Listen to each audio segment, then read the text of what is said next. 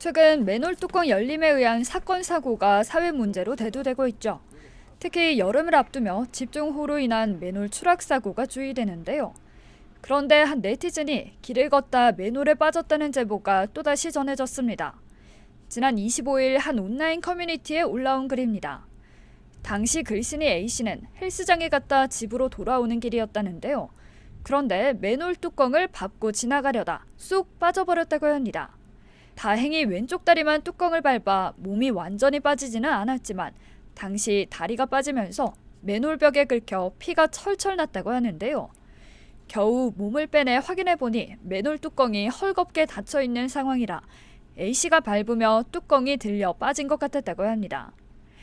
A씨가 첨부한 사진을 보면 긁힌 다리의 부상이 꽤 심해 보이죠. 심지어 맨홀 크기도 커다란 터라 성인 남성이 아닌 어린이나 노약자였다면 바로 맨홀 아래로 떨어져 위험천만한 상황이 될 수도 있었을 것 같은데요.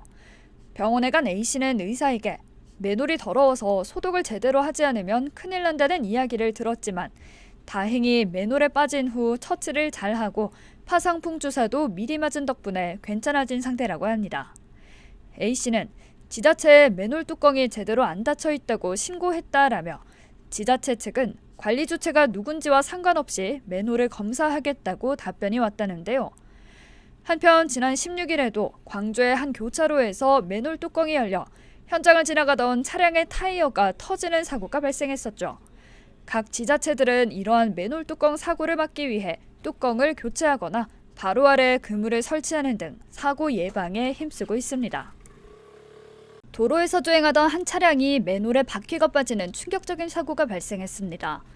한 온라인 커뮤니티에 오수 맨홀 뚜껑이 열린 채 사고 도와주세요 라는 제목으로 올라온 글입니다. 글쓴이 A씨는 지난달 18일 천안시 한 길목에서 차량을 몰고 가다가 예상치 못한 사고에 휘말렸다고 합니다.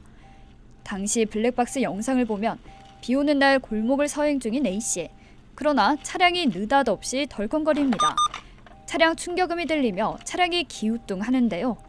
A씨가 후진 기어를 넣어봐도 차량은 움직이지 않았고 차에서 내려 확인해보니 운전석 바퀴가 어딘가에 빠져 있었다고 합니다. 도로 위 갈색의 진흙 같은 것들 사이로 차량의 바퀴가 빠져 있죠. 대체 무슨 구멍인가 손을 넣어 확인해본 결과 다름 아닌 맨홀이었다는데요. 하수구의 오므리 역류에 맨홀이 뚜껑도 없이 열려있는 상태였던 겁니다. 바퀴가 구멍에 제대로 빠져버려 차량 앞범퍼 또한 내려앉은 모습이죠. 차량은 결국 보험사의 조치에 따라 견인됐고 이후 지자체 하수시설 담당자와 연락이 닿은 A씨는 보험 접수 요청했다는데요.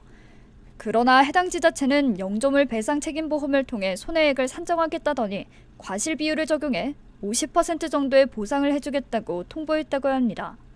A씨는 영상에 보다시피 어디가 맨홀이고 열려있는지 전혀 인지할 수 없었다며 자신의 과실이 아님을 강조했는데요.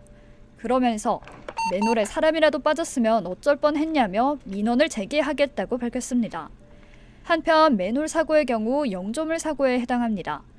맨홀 주변 도로관리 상태와 피해자 사고 경위를 조사해 손해액을 산출하며 지자체의 관리 부실 및 사고 경위를 통해 서로의 과실 비율만큼 배상 책임을 집니다.